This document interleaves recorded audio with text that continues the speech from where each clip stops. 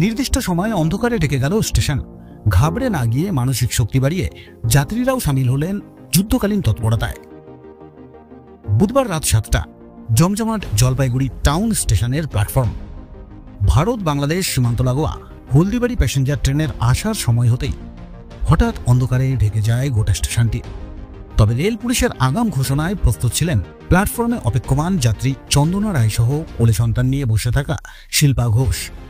নির্দিষ্ট 10 মিনিট সময়ের আলো নেমে যেতেই আরপিএফ এর পক্ষ থেকে যুদ্ধকালীন পরিস্থিতিতে বিমান হানার সাইরেন বেজে উঠলেও ব্ল্যাক আউট করা হলে সাধারণ মানুষকে কি ধরনের তৎপরতা গ্রহণ করতে হবে, মাইকে চলতে থাকে সেই প্রচার। 7 बजे से 10 बजे तक मॉक ड्रिल का आयोजन किया गया है। চলাচল বন্ধ হয়ে যাবে 10 মিনিটের জন্য।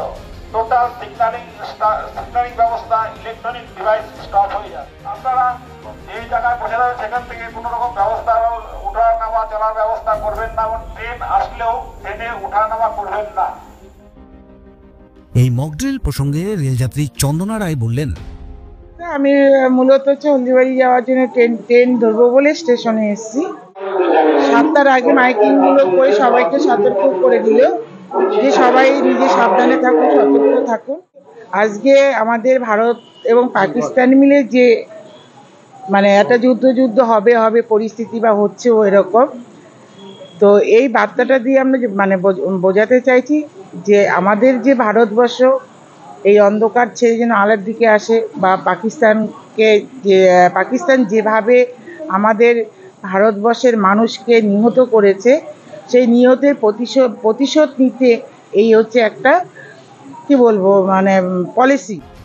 সন্তান কোলে ট্রেনের অপেক্ষায় প্ল্যাটফর্মে অপেক্ষমান যাত্রী শিল্পা ঘোষ জানান তার অভিজ্ঞতা। তার আগে মাইকিং বললো যে যেখানে আছেন সেখানে সেভাবেই বসে থাকুন, ব্ল্যাক আউট হবে। তো সেটাই হলো 10 মিনিট, সেটাই একটা নতুন অভিজ্ঞতা হলো। এই ব্ল্যাক আউট, এটা তো আগে সেরকমভাবে জানা ছিল না ব্যাপারটা। তো এই যুদ্ধ পরিস্থিতিকালে যা শুনতে পাচ্ছি চারিদিকে, তার জন্য যে এই মক ড্রিলটা রাখা হয়েছে আজকে, সেটারই একটা পার্ট। ব্যুরো রিপোর্ট, আজকের সংবাদ।